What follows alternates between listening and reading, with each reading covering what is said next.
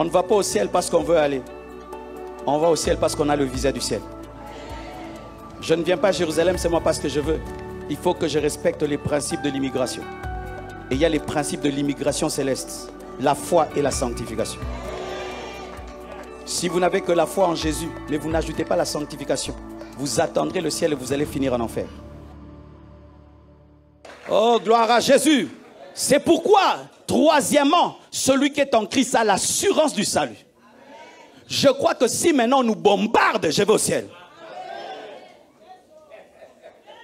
Je crois que si ça, le bouclier que vous avez la rate, et ça tombe seulement ici, boum, directement au paradis. Qui croit? Qui ne croit pas? Tu n'as pas l'assurance du salut. Un véritable chrétien n'a pas peur de la mort, mais il refuse de mourir avant le temps de Dieu. Jésus ne fouillait la mort, pas parce qu'il avait peur de la mort, parce qu'il ne devait pas mourir en dehors de Golgotha.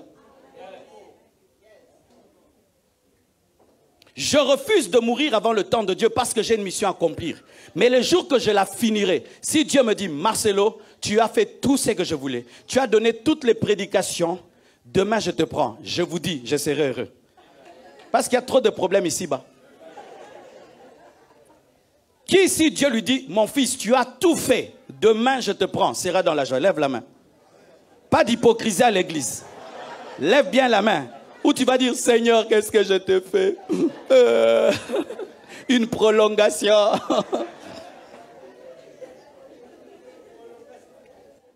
Je crois que ton nom est écrit dans le livre de vie.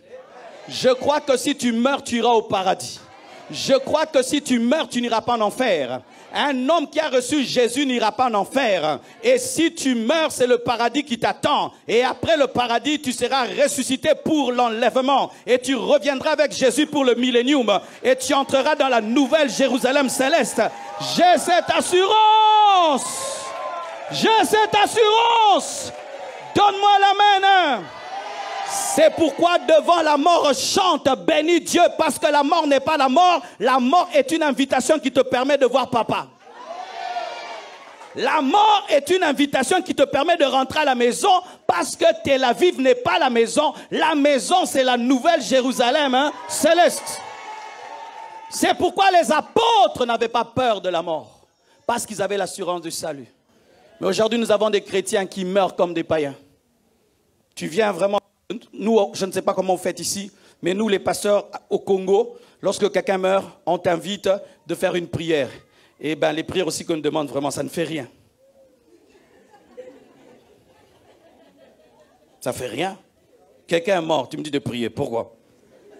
Le ressusciter. Si je ne le ressuscite pas, il n'y a pas de prière. On ne prie pas, Seigneur, reçois son âme. Dieu n'a pas besoin de ta prière pour recevoir l'âme d'un homme.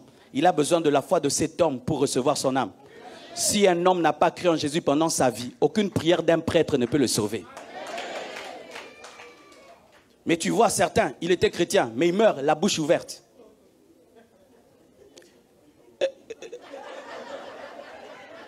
Il est en train de rentrer à la maison effrayé. Souvent, ce sont des chrétiens qui ont vécu dans le péché. Un vrai chrétien, quand il meurt, tu sens vraiment le visage d'un ange. Enfin, je rentre à la maison. Père, entre tes mains, j'abandonne mon esprit. Il est content de rentrer à la maison. Mais je te pose la question, dans la sincérité de ton cœur, est-ce que tu es sûr que si tu meurs maintenant, tu iras au ciel? Avec ta masturbation, avec ta pornographie, avec ton infidélité, avec ta maîtresse, toi tu iras au ciel. Avec tes vols et tes mensonges, toi tu iras au ciel. L'argent que tu as là, si ça doit parler, c'est-à-dire il m'a volé, toi tu iras au ciel. Avec tes faux documents, toi tu iras au ciel. Tu iras au ciel. Avec la haine et la jalousie que tu as. Et tu passes tout ton temps à parler du mal des gens, toi tu iras au ciel. Toi tu iras au ciel. Tu iras au ciel.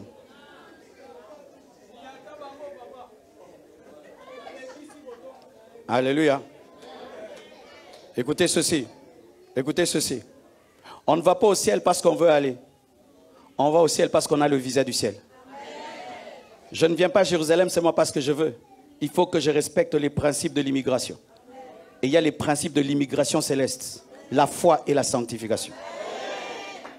Si vous n'avez que la foi en Jésus, mais vous n'ajoutez pas la sanctification, vous attendrez le ciel et vous allez finir en enfer.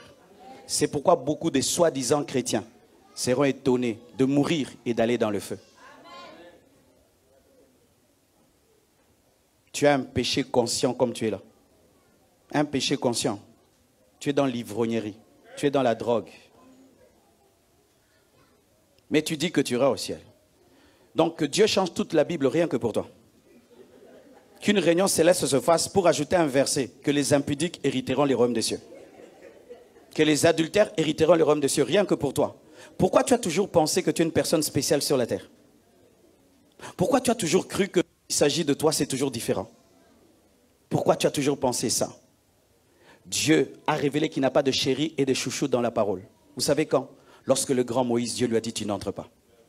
S'il y a quelqu'un qui devait entrer, malgré ses défauts, c'est Moïse. Dieu lui dit, tu n'entres pas. Es-tu plus que Moïse? Écoutez la parole du grand apôtre Paul, il dit quoi?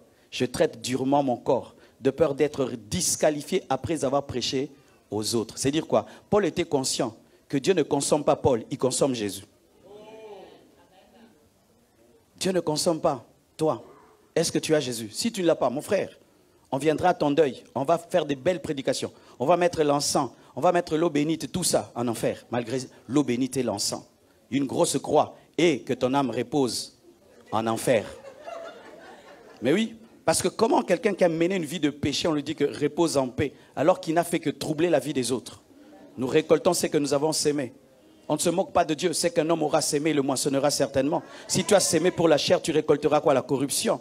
Comment tu as sémé des bananes, tu attends des mangues? Toute ta vie, tu sèmes des bananes, une vie de péché, et puis tu attends aller au ciel. Pourquoi? Parce que Dieu est bon. Ce n'est pas ce qui est écrit dans la parole de Dieu.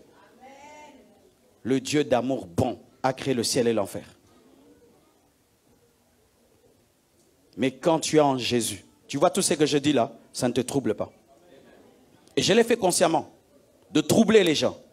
Mais un vrai chrétien, malgré tout ce que je viens de dire, il a la paix. Le Saint-Esprit lui dit, ça ne te concerne pas.